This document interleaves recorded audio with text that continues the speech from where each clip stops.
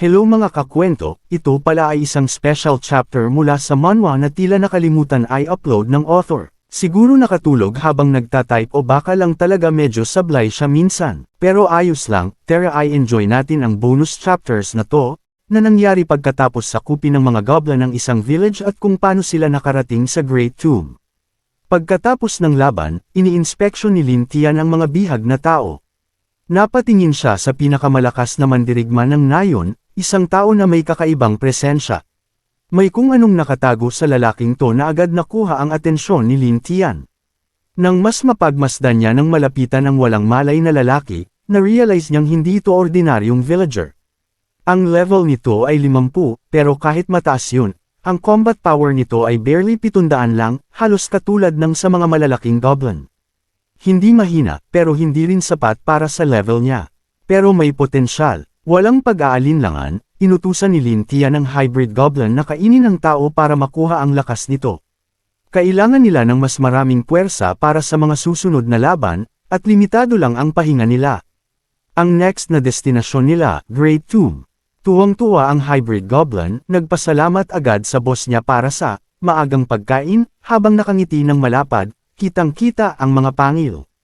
Pagkalipas ng 10 araw, muling naglakbay ang Goblin Army, kasama ang mga natitirang bihag na tao. Si Lin Tian at ang mga babae ang nasa unahan, sila ang nangunguna sa grupo. Dito na-realize ni Lin Tian, ang pagbabantay sa mga bihag ay magiging napakalaking abala. Napatingin siya kina Gobo at sa babaeng Goblin Slayer, tinanong kung kaya ba nilang hawakan ang sitwasyon nang hindi ito lumala. Agad na tumanggo si Gobo, handa siyang gawin ang lahat para sa kanyang asawa. Samantala, ngumiti lang ang Goblin Slayer Lady na para bang kontrolado niya ang lahat. At syempre, dumating ang Elven Grandmother, habang buhay ng mapanukso, habang buhay ng mapang-akit. Dahan-dahan siyang lumapit kay Lin Tian, nakangiting malandi. Sinabi niyang basta raw painumin siya araw-araw ng masarap na juice, ni Lin Tian, hindi kailanman mapapagod ang mga elf sa ilalim niya, kahit anong bigat pa ng trabaho. Hindi rin daw siya tutol kung maging ina siya ng anak ng isang goblin. Sa narinig na yun, parang literal na lumipad palabas ng katawan ni Lin Tian ang kaluluwa niya. Sa wakas, naintindihan niya ang ibig sabihin ng mamatay habang nalulunod sa saya. Samantala sa unahan, nananatiling kontrolado pa rin ni Lin Tian ang brutal goblin. Ang dating kinatatakutang hari ngayon ay nagsisilbing tour guide, tinuturo kay Lin ang bawat parte ng dating teritoryo ng kanyang tribu, na ngayon, kay Lin Tian na. Nang nasiyahan, sumakay si Lin sa kanyang dragon at lumipad sa kalangitan para i-scout ang Great Tomb. Sinabihan niya ang goblins at mga tao na magpahinga muna, siya na ang bahala sa susunod na hakbang. Habang lumilipad, nadaanan ni Lin Tian ang mga lupain na puno ng hindi pamilyar na mga halimaw. Ang ilan sa mga ito ay tier 5 pataas, bawat isa may sariling kaharian. Napakalawak at delikado ng Great Tomb, kaya pala nanginginig ang mga tao kapag nababanggit ang lugar na iyon. Samantala, sa kaharian ng tao, may kakaibang pangyayari. Sa loob ng banal na templo, isang grupo ng mga priestess ang nakaluhod sa harap ng isang dambuhalang rebulto ng Diyosa, nananalangin. Biglang dumating ang hari, galit na galit at humihingi ng ulat tungkol sa Sword Saint. Tiningnan siya ng high priest na may kakaibang tingin. Your Majesty, 10 minuto na siyang nagal labor. Anumang sandali, lalabas na ang nilalang sa loob niya. Napahinto ang hari, tulala. Paano, buntis si Alice? Imposible, dapat nasa labas siya ng lahat ng gulo na to. Sa isang lihim na silid, nakahiga si Alice, umiiyak sa sakit. Pinalilibutan siya ng mga midwife at elder priestesses. Hinga, Alice, itulak mo. Ilang sandali lang, sa harap ng mismong rebulto ng Diyosa, isinilang ang bata. Pero hindi tao ang lumabas. Isang goblin ang ipinanganak. Umalangaw-ngaw ang iyak ng sanggol sa loob ng templo. Pero sa halip na kasiyahan, natahimik ang lahat. Nanlaki ang mata ng mga elder. Isa sa kanila ang agad sumugod, gustong agawin ang nilalang at itapon ito. Pero kahit sobrang pagod, mabilis na umaksyon si Alice. Hinawakan niya ang palso ng babae at mariing sinabi, "Walang hahawak sa anak ko." Kahit isang segundo, habang gumagapang papalapit ang sanggol, napansin ni Alice ang kakaibang pakiramdam sa puso niya. Isang matinding udyok na yakapin at alagaan ang bata. Hindi niya maipaliwanag, pero parang tunay niyang anak ang nararamdaman niya rito. Isa sa mga matanda ang nagpakita ng pag-aalinlangan at sinabing, may kakaiba sa goblin na ito. Marunong siyang magsalita, matalino, at malakas, mula pa lang sa pagkasilang. Naguguluhan man, pinulot ni Alice ang bata at buong lamang na niyakap ito. Gutom na gutom ang sanggol, kaya hindi na siya nag-atubiling pasusuhin ito. At sa mismong sandaling yun, pumasok ang hari. Akala niya'y pupuntahan lang si Alice para kamustahin. Pero ang bumungad sa kanya, isang imahe na babasag sa lahat ng paniniwala niya. Nasa gilid ng kama si Alice, tahimik na nakaupo, at pinapasuso ang isang batang goblin. Nanlamig ang hari at namutla, hindi makapaniwala sa kanyang nakita. Ang Sword Saint, ipinagmamalaki ng kanilang bansa, ngayon ay pinapasuso ang isang goblin, na parabang sariling anak. Galit na galit ang hari. Sinigawan niya si Alice, iniutos na ibigay agad ang nilalang para maalis ang karumihan sa loob ng palasyo. Pero hindi gumalaw si Alice. Mula sa tingin pa lang niya, malinaw, hindi magiging madali ang utos na ito. Tumingin siya sa hari at buong lamig na sinabi, hindi ko kailanman susuwayin ang mga utos mo, pero hindi ito isang bagay na kaya kong baguhin. Ayon sa kanya, ito raw ay parusa mula sa mga Diyos. Isinumpa siya ng langit, at ang Goblin Child ay ang hatol na kailangan niyang pasanin. Hindi maintindihan ng hari ang ibig niyang sabihin. Ipinaalala niya kay Alice ang lahat ng ginawa nito, ang mga laban, ang sakripisyo, ang katapatan niya sa kaharian.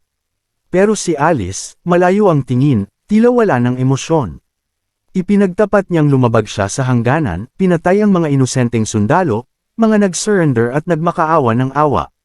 At dahil doon, nagalit ang mga Diyos. Tinanggal ang kapangyarihan niya, pinutol ang koneksyon niya sa langit. At kapalit, pinilit siyang isilang ang anak ng isang halimaw. Nagkagulo ang mga elder priestess. Sinubukang kalmayan si Alice, isa sa mga matanda ang nagsabing hindi ito parusa ng langit, trauma lang daw. Pero hindi siya nakinig. Tinulak niya palayo ang matanda, at mariing sinabi na ayaw niyang may lumapit sa anak niya. Wala raw ni isa sa kaharian ang makakaintindi sa bigat ng kasalanang dala niya. Hindi na niya kinikilala ang sarili bilang Sword Saint. Isa na lang siyang si Alice, isang babaeng isinumpa na palakihin ng isang goblin sa mundong hindi kailanman tatanggap sa kanya. May pait sa boses niya nang sabihan niya ang hari at ang mga pari, umalis na kayo. Ayoko nang marinig ang tungkol sa katarungan o kabanalan. Tama na, galit at nalilito man ang hari, nakita niya ang kondisyon ni Alice. Na-realize niyang nabasag ang loob nito nang makaharap ang goblin leader. Kaya umalis na lang siya, iniisip na, kapag dumating ang tamang panahon, tutulungan niyang ipaghihiganti ni Alice ang sarili niya. Kinahapunan, ipinatawag ng hari ang isang kamag-anak ni Alice sa royal court, si Cleon, ang pinsan niya. Lumuhad ito sa harap ng trono at tinanong siya ng hari kung alam ba niya kung bakit siya pinatawag. Matatag ang sagot ni Cleon. Wawakasan ko ang Goblin Uprising. Para kay Alice, para kay Grandfather Austin, at para sa mga taong nasawi sa pagsalakay sa Human Town. Ibabalik ko ang kapayapaan sa kaharian. Tahimik na tumitig ang hari sa kanya, bago nagtanong. Hindi ka ba natatakot sa Great Tomb? Tumindig si Cleon at sagot niya, walang pag-aalinlangan. Kahit pa napakalakas ng mga halimaw na kakaharapin ko, kahit kamatayan pa mismo, hindi ako uurong. Napahanga ang hari. Tumanggo ito at inihayag ang plano, bibigyan si Cleon ng 10,000 elite soldiers at 12 holy knights. Sama-sama silang lalakad papasok sa Great Tomb para lipulin ang Goblin Tribe. Nanlaki ang mata ni Cleon. Mas grabe pala ang sitwasyon kaysa sa inaakala niya. Pero ngayon na nasa kanya na ang tungkulin, hindi na siya pwedeng umatras. Tinitigan niya ang hari at buong lakas ang pangako.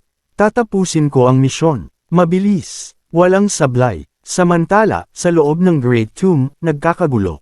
Parang mga dragon ang lumilipad sa kalangitan.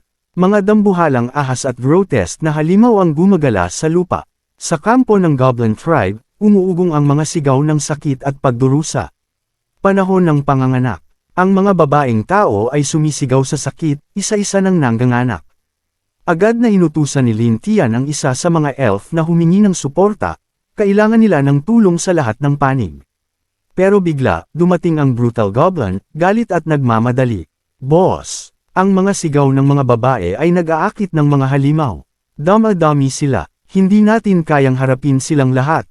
Napagtanto ni Lin Tian ang panganib. Ang mga sigaw ng buhay ay tila hudyat sa mga predator na dumating, parang beacon. At papalapit na sila, mga corpse tiger, black scale python, high blood demonic spiders, bloodthirsty bats, at iba pang nilalang na halos wala ng pagkatao, lahat hinahatak ng amoy ng kahinaan at panganganak. Na-scout na ni Lin Tian ang 10 kilometrong radius sa paligid. At alam niya, wala silang ligtas na matatakbuhan.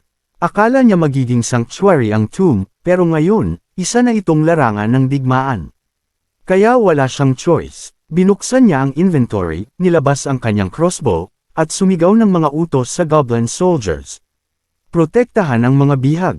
Huwag hayaang magpanik. Iwasan ang gulo. Bigla, isang malakas at nakapangyayaring tinig ang umalangaw sa langit. Napatingala si Lin Tian, at napalunok. Lumilipad sa ere, ang man-eating eagle. Ang overlord ng Great Tomb. Level 90. HP, 2,700, pero may potential na lumagpas ng 4,000.